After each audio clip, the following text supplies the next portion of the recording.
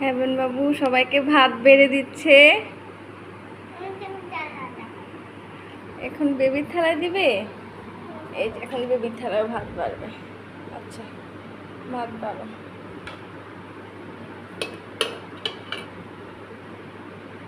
আরে বাবা,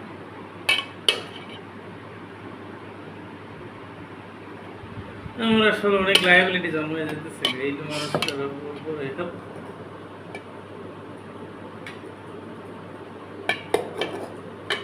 বাবাকে বেশি করে ভাত দাও। হ্যাঁ বাবাকে আরো বেশি করে ভাত দাও।